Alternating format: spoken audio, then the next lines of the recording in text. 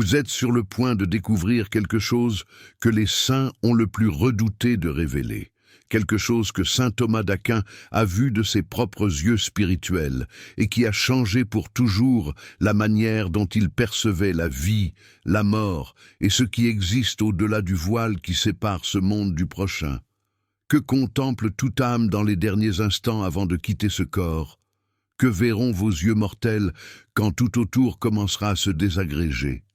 Préparez votre cœur, car cette révélation n'a pas été faite pour les faibles d'esprit, mais pour ceux qui ont encore le temps de se préparer. Saint Thomas d'Aquin n'était pas un homme ordinaire. Il fut le plus grand théologien de l'Église catholique, un géant de la foi, un penseur qui a percé les mystères les plus profonds de l'existence humaine et de la nature divine. Mais à la fin de sa vie, quelque chose s'est produit. Quelque chose de si bouleversant qu'il a simplement cessé d'écrire. Imaginez cela. Un homme qui a consacré chaque seconde de son existence à expliquer Dieu, à écrire sur le salut, sur les anges, sur le ciel et l'enfer, a tout simplement lâché la plume. Quand on lui demanda pourquoi il avait arrêté, il prononça des mots qui encore aujourd'hui font trembler le cœur de tout catholique. Il dit que tout ce qu'il avait écrit lui semblait de la paille comparé à ce qu'il avait vu. De la paille. Toute cette sagesse monumentale, toute cette doctrine sublime qui soutient encore aujourd'hui la foi de milliards d'individus, n'était pour lui que de la paille face à la vision qu'il avait reçue. Et qu'a-t-il vu? Ah, mon frère, ma sœur, c'est la question qui brûle dans la poitrine de tout. Ô fidèles! Qu'est-ce qui peut être si grandiose, si terrifiant, si vrai, au point de faire taire un saint et de l'empêcher à jamais d'écrire? Avez-vous déjà songé à ce qui se passera quand votre cœur rendra son dernier battement, quand vos poumons cesseront d'aspirer l'air, quand vos yeux se fermeront pour la dernière fois? La plupart des gens vivent comme si ce moment n'allait jamais arriver. Ils travaillent, accumulent, se disputent, s'inquiètent pour des choses qui, à cet instant final, n'auront absolument aucune importance. Mais vous qui regardez ceci maintenant, vous qui avez encore la foi, vous savez qu'il y a quelque chose au-delà. Et c'est précisément ce que Thomas d'Aquin est venu nous révéler. La tradition catholique a toujours enseigné qu'au moment de la mort, l'âme passe par un jugement particulier. Ce n'est pas le jugement dernier, celui qui aura lieu à la fin des temps, mais un jugement personnel, intime, définitif. C'est à ce moment-là que vous serez devant Dieu.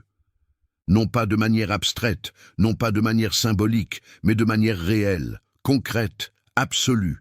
Et saint Thomas, dans ses écrits, et surtout dans ce qu'il a vécu spirituellement durant les derniers jours de sa vie, nous a donné de précieuses pistes sur ce qui se passe en cet instant sacré et terrible. Vous verrez votre vie entière, non pas comme un vague souvenir, mais comme une réalité vivide et inéluctable. Chaque mot que vous avez prononcé, chaque pensée que vous avez eue, chaque action que vous avez commise, chaque omission, chaque instant où vous avez eu la chance d'aimer et avez choisi l'égoïsme, chaque fois que vous avez eu l'occasion de pardonner et avez préféré le ressentiment, tout sera là devant vous, devant Dieu, devant les anges et possiblement devant les saints. Et il n'y aura pas moyen de mentir, pas moyen de justifier, pas d'avocat terrestre qui puisse vous défendre. Saint Thomas a enseigné qu'à ce moment-là, l'âme se voit telle qu'elle est réellement, non pas telle qu'elle s'imaginait être, non pas telle qu'elle prétendait être pour les autres, mais telle qu'elle est devant les yeux de Dieu, qui voit tout, connaît tout, juge tout avec une parfaite justice. Et cette vision, mon frère, ma sœur, peut être la chose la plus belle ou la plus horrible qu'une âme puisse expérimenter.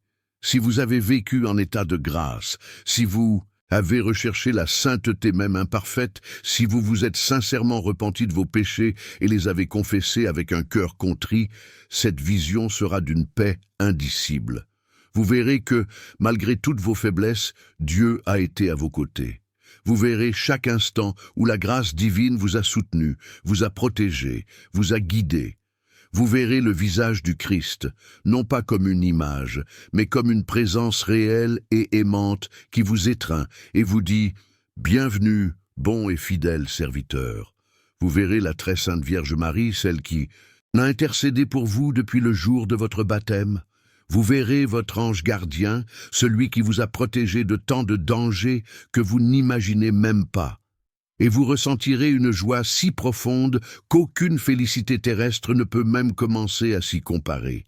Mais si vous avez vécu en état de péché mortel, si vous avez méprisé la miséricorde de Dieu, si vous avez rejeté la confession, si vous avez choisi le monde au lieu du ciel, si vous avez placé vos plaisirs, votre orgueil, votre volonté au-dessus de la volonté divine, alors cette vision sera d'une horreur absolue. Vous verrez la sainteté de Dieu et percevrez à quel point vous êtes souillés. Vous verrez la lumière et percevrez à quel point vous êtes enveloppés de ténèbres. Et le pire de tout, c'est que vous vous condamnerez vous-même. Car à ce moment-là, vous comprendrez parfaitement que Dieu vous a aimé, que Dieu vous a donné toutes les chances, que Dieu vous a appelé d'innombrables fois, et que vous avez refusé. Saint Thomas d'Aquin nous a enseigné que la damnation éternelle n'est pas une imposition arbitraire de Dieu.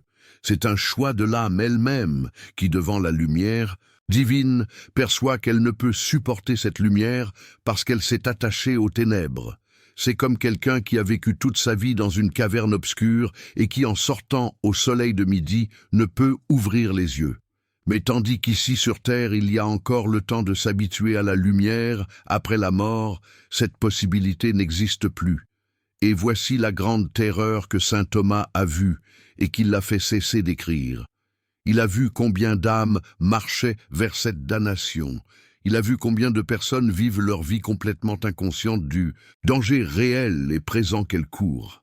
Il a vu combien de catholiques, même des personnes d'apparence dévotes, portent des péchés mortels non confessés, vivent dans un état de grâce apparent mais de damnation réelle. Il a vu à quel point Satan travaille pour tromper les âmes, en les faisant croire qu'elles ont le temps, qu'elles peuvent se repentir plus tard, que Dieu est si miséricordieux qu'il ne condamnera personne. Mais la miséricorde de Dieu, aussi infinie soit-elle, exige une chose de vous. Elle exige que vous l'acceptiez, elle exige que vous vous repentiez, elle exige que vous abandonniez le péché. Et le temps pour cela, c'est maintenant, pas plus tard.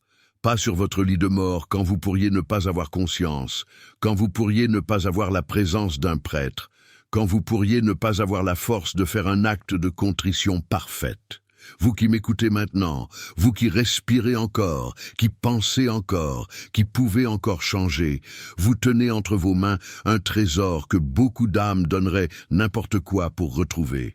Vous avez le temps, vous avez l'opportunité de vous repentir, vous avez accès au sacrement, vous pouvez aller vous confesser dès aujourd'hui. Vous pouvez recevoir l'Eucharistie en état de grâce. Vous pouvez changer le cours de votre éternité à cet instant précis. Saint Thomas a vu que la plupart des gens repoussent cette décision. Il y a toujours une excuse. Il y a toujours un « plus tard ». Il y a toujours un péché favori auquel on ne veut pas renoncer. Il y a toujours une justification confortable que l'esprit crée pour ne pas avoir à affronter la dure vérité que nous vivons en désobéissance à Dieu. Et le démon adore cela. Il n'a pas besoin de vous faire nier l'existence de Dieu. Il a seulement besoin de vous faire retarder votre conversion. Il a seulement besoin de vous murmurer à l'oreille « Vous avez le temps ». Et beaucoup d'âmes se réveillent devant Dieu au jugement particulier et découvrent, trop tard, qu'elles ne l'avaient pas. La vision que saint Thomas a eue ne concernait pas seulement le jugement. Elle concernait aussi la présence réelle du Christ à ce moment-là.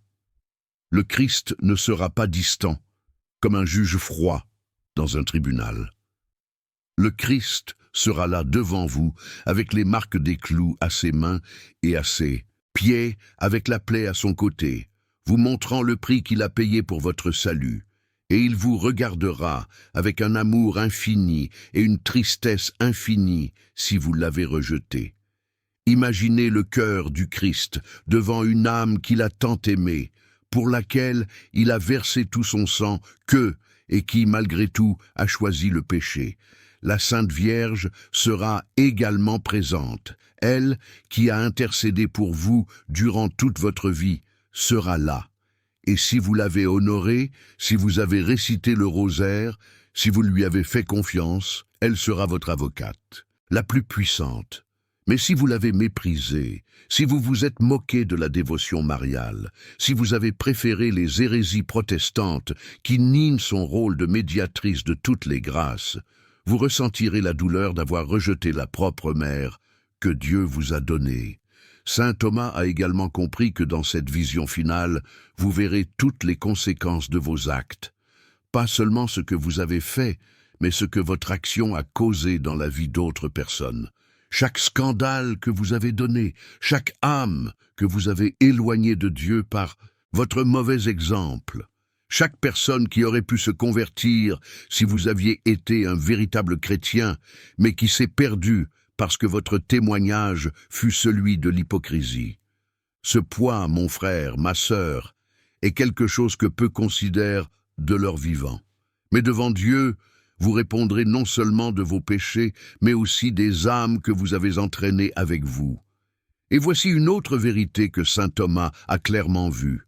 L'âme verra aussi toutes les grâces qu'elle a refusées, chaque inspiration du Saint-Esprit qui fut ignorée, chaque appel à la conversion qui fut étouffé, chaque opportunité de faire le bien qui fut gâchée, chaque fois que Dieu a frappé à la porte de votre cœur et que vous avez fait semblant de ne pas entendre. Tout cela sera devant vous comme un témoignage accusateur, et vous ne pourrez pas dire que vous ne saviez pas, que vous n'avez pas été averti, que vous n'avez pas eu de chance. Les saints ont toujours su cela. C'est pourquoi ils vivaient dans une vigilance constante. C'est pourquoi sainte Thérèse d'Avila disait qu'une âme qui médite sur la mort ne sera jamais condamnée. C'est pourquoi saint Jean Bosco eut cette vision terrible de l'enfer et passa le reste de sa vie à travailler inlassablement pour le salut des âmes. C'est pourquoi saint Padre Pio passait 18 heures par jour au confessionnal, parce qu'il savait ce qui était en jeu. C'est pourquoi sainte Faustine implorait la miséricorde divine pour les pécheurs, parce qu'elle a vu ce qui arrive à ceux qui meurent impénitents. Et saint Thomas, après sa vision, comprit que toutes ces paroles, aussi belles et vraies fussent-elles, n'étaient rien comparées à la réalité qui nous attend. Il réalisa qu'il ne sert à rien de connaître toute la théologie du monde si vous ne la vivez pas. Il ne sert à rien de connaître par cœur tous les dogmes de l'Église si votre cœur est attaché au péché. Il ne sert à rien de pouvoir réciter le credo parfaitement si votre vie contredit ce que vous professez. La foi sans les œuvres est morte, a dit saint Jacques, et saint Thomas vit cette vérité de manière si claire qu'il ne put tout simplement plus écrire, parce qu'il réalisa que ce qui importe n'est pas la connaissance théorique, mais la conversion réelle. Ce qui importe n'est pas d'impressionner les autres par votre érudition, mais de transformer votre cœur afin qu'il devienne semblable à celui du Christ. Maintenant, vous vous demandez peut-être, que faire de cette information? Comment me préparer à ce moment inévitable? La réponse est simple, mais elle exige du courage, elle exige de l'humilité, elle exige du renoncement. Premièrement, examinez votre conscience dès maintenant, non pas superficiellement, mais profondément. Demandez au Saint-Esprit d'illuminer votre esprit et de vous montrer les péchés que vous cachez, que vous justifiez, que vous minimisez. Cette rancune que vous gardez dans votre cœur, cette impureté que vous pratiquez en secret, ce mensonge que vous racontez pour en tirer profit, cet orgueil qui vous fait mépriser les autres, cette paresse spirituelle qui vous fait négliger la prière et les sacrements. Voyez tout cela maintenant, tant qu'il est encore temps de vous repentir. Deuxièmement, allez vous confesser. Pas demain, pas la semaine prochaine, pas quand vous vous sentirez prêt. Allez-y maintenant. Cherchez un prêtre et ouvrez votre cœur avec une sincérité totale. Confessez ces péchés dont vous avez honte de parler. Confessez ces péchés que vous avez déjà confessés auparavant, mais que vous avez de nouveau commis. Confessez tout, avec une vraie douleur, d'avoir offensé Dieu et avec la ferme résolution de ne plus jamais pécher. Et recevez l'absolution avec la certitude que Dieu, dans son infinie miséricorde, vous pardonne à cet instant précis. Troisièmement, changez de vie. Il ne suffit pas de se confesser et de revenir ensuite au même péché. Vous avez besoin d'une conversion réelle. Vous devez couper les occasions de péché. Si c'est Internet qui vous fait tomber dans l'impureté, installez des filtres, limitez votre usage, fuyez les tentations. Si ce sont certaines amitiés qui vous éloignent de Dieu, ayez le courage de vous en éloigner. Si c'est l'orgueil qui vous domine, pratiquez des actes d'humilité. Si c'est la colère, apprenez le pardon.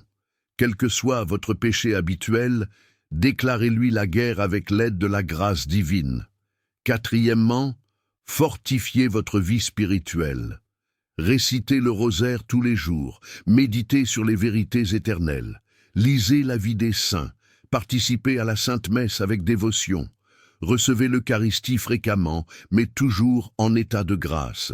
Faites l'adoration du Saint-Sacrement, jeûnez, faites pénitence, pratiquez les œuvres de miséricorde, vivez comme quelqu'un qui sait qu'il peut être appelé à tout moment à rendre des comptes devant Dieu.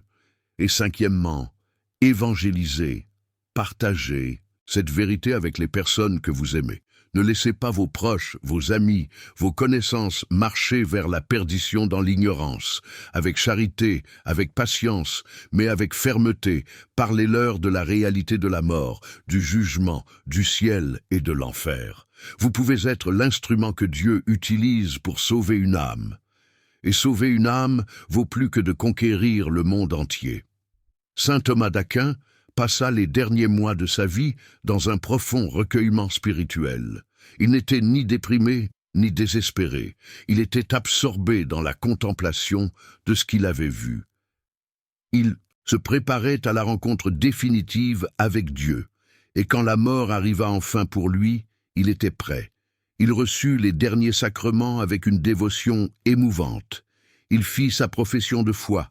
Il remit son âme à Dieu avec sérénité et confiance. Et vous, êtes-vous prêt? Si Dieu vous appelait aujourd'hui à cet instant précis, êtes-vous en état de grâce? Pourriez-vous vous présenter devant le tribunal divin sans crainte? Ou supposez-vous que vous aurez du temps plus tard, que vous pourrez vous repentir à la dernière heure, que Dieu ne sera pas aussi rigoureux que l'Église l'enseigne? Ne vous y trompez pas, la mort ne prévient pas. Elle ne demande pas la permission, elle n'attend pas que vous soyez prêts, elle arrive simplement. Et quand elle arrivera, il n'y aura plus de temps pour le repentir, plus d'accès au sacrement, plus d'opportunité de changer. Ce que vous êtes au moment de la mort, vous le serez pour toute l'éternité. Si vous mourrez en péché mortel, vous serez condamné pour toujours. Si vous mourrez en état de grâce, vous serez sauvé, même si vous pourriez avoir besoin de passer par le purgatoire pour être purifié, avant d'entrer au ciel. Et concernant le purgatoire, saint Thomas eut également d'importantes révélations. Il vit que les âmes y souffrent terriblement, mais elles souffrent avec espérance, car elles savent qu'un jour, elles seront avec Dieu. Elles souffrent parce qu'elles doivent être purifiées de tout attachement au péché, de toute imperfection, de toute tâche qui reste encore en elles. Et cette souffrance est si intense que, selon les saints, elle surpasse toutes les souffrances terrestres. Mais c'est une souffrance rédemptrice, non désespérante. C'est une souffrance qui nettoie, qui sanctifie, qui prépare l'âme à la vision béatifique. Et voici quelque chose qui devrait nous motiver puissamment. Nous, qui sommes encore vivants, pouvons aider ces âmes. Nous pouvons offrir des messes pour elles. Nous pouvons prier pour elles. Nous pouvons faire des pénitences pour elles. Nous pouvons gagner des indulgences pour elles. Chaque rosaire que vous récitez peut libérer une âme du purgatoire. Chaque messe que vous faites célébrer pour un défunt peut soulager ou même mettre fin à sa souffrance. Chaque œuvre de charité que vous offrez en suffrage pour les morts a une valeur infinie devant Dieu. Mais si nous pouvons aider les âmes du purgatoire, imaginez combien elles nous assisteront quand elles seront au ciel. Imaginez combien de grâces elles obtiendront pour vous, qui vous êtes souvenus d'elles, qui avez prié pour elles, qui ne les avez pas oubliées. La communion des saints est une réalité vivante et puissante. Les saints au ciel intercèdent pour nous. Les âmes du purgatoire remercient de nos prières. Et nous, ici sur terre, nous luttons pour notre salut et le salut des autres. Saint Thomas a vu tout cela. Il a vu l'interconnexion mystérieuse et belle entre le ciel, la terre et le purgatoire. Il a vu comment chaque prière, chaque sacrifice, chaque acte d'amour a des répercussions éternelles. Il a vu que rien ne se perd, que tout a de la valeur devant Dieu, que même le moindre acte de charité accompli avec un amour pur sera récompensé infiniment. Et il a vu aussi le contraire. Il a vu comment chaque péché, chaque acte d'égoïsme, chaque rejet de la grâce a des conséquences terribles. Il a vu des âmes se perdre pour des choses qui semblaient insignifiantes sur terre, mais qui devant Dieu révélaient un cœur qui ne l'aimait pas véritablement. Il a vu des personnes qui se considéraient bonnes, qui se considéraient religieuses, mais qui vivaient dans le péché caché et sont mortes impénitentes. Ne soyez pas une de ces âmes. Ne permettez pas que la tromperie du démon vous entraîne vers la perdition. Ne faites pas confiance à votre propre justice, car devant Dieu, personne n'est juste par soi-même. Ne faites confiance qu'à la miséricorde divine, mais cette confiance doit être accompagnée d'un repentir sincère et d'un réel changement de vie. La miséricorde de Dieu est pour les pécheurs repentants, pas pour ceux qui veulent persister dans le péché et être malgré tout sauvés. La vision de saint Thomas fut un don de Dieu non seulement pour lui, mais pour toute l'Église. Ce fut un rappel que la vie est courte, que l'éternité est longue, que nos choix importent infiniment. Ce fut un appel urgent à la conversion, à la sainteté, à la vigilance constante. Et aujourd'hui, à travers cette vidéo, cet appel vous parvient. N'ignorez pas ce message. Ne fermez pas votre cœur. Ne laissez pas la routine, les plaisirs passagers, les préoccupations mondaines vous faire oublier ce qui importe vraiment. Vous avez été créé pour le ciel. Vous avez été créé pour l'éternité avec Dieu. Cette vie n'est qu'un test, une préparation, un bref moment durant lequel vous décidez où vous passerez l'éternité. Et l'éternité, mon frère, ma sœur, n'a pas de fin. Essayez d'imaginer 1 milliard d'années, puis un autre milliard, et un autre, et vous n'aurez même pas effleuré la surface de l'éternité. C'est la réalité qui vous attend, soit une éternité de bonheur indescriptible en présence de Dieu, soit une éternité de souffrance inimaginable, loin de lui. C'est le choix que vous faites maintenant chaque jour, à chaque décision, à chaque action. Saint Thomas d'Aquin, docteur de l'Église, maître des maîtres, géant de la foi, a vu cette vérité avec une telle clarté qu'il n'a plus pu rien faire d'autre que de se préparer à la rencontre avec Dieu. Et nous, que faisons-nous? Sommes-nous préparés? Vivons-nous comme si la mort pouvait arriver à tout moment? Valorisons-nous notre salut par-dessus tout? C'est le moment de réfléchir profondément. C'est le moment de prendre une décision. C'est le moment de choisir la vie plutôt que la mort, le ciel plutôt que l'enfer, Dieu plutôt que le monde. Il n'y a pas de décision plus importante que celle-ci. Il n'y a pas de choix plus urgent. Il n'y a pas de question plus sérieuse. Votre éternité en dépend. Que la vision de saint Thomas d'Aquin soit aussi votre vision. Non pas dans le sens de recevoir une révélation mystique, mais dans le sens de percevoir avec les yeux de la foi la réalité qui vous attend. Vivez chaque jour comme si c'était le dernier. Aimez Dieu par-dessus toute chose, repentez-vous de vos péchés, confessez-vous fréquemment, recevez dignement l'Eucharistie, priez sans cesse, pratiquez la charité, pardonnez toujours, et faites confiance à la miséricorde divine, mais une confiance active, accompagnée d'œuvres, d'un changement réel, d'une véritable sanctification. Et ne gardez pas ce message uniquement pour vous. Partagez cette vidéo avec les personnes que vous aimez. Écrivez dans les commentaires votre résolution de mieux vivre, de vous convertir véritablement, de rechercher la sainteté. Fortifiez vos frères dans la foi. Soyez un instrument de Dieu pour le salut d'autres âmes. Car au final, quand vous serez devant Dieu, vous serez jugé aussi par l'amour que vous avez eu pour votre prochain, par la charité que vous avez pratiquée, par les âmes que vous avez aidées à sauver. Saint Thomas d'Aquin, priez pour nous.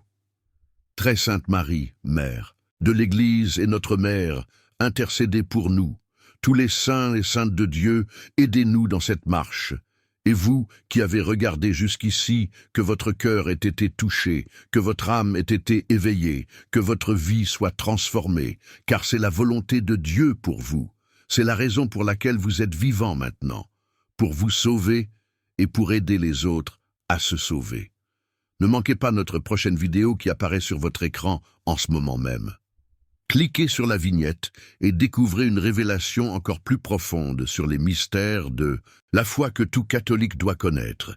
Que Dieu vous bénisse, vous protège et vous conduise au salut éternel. Amen.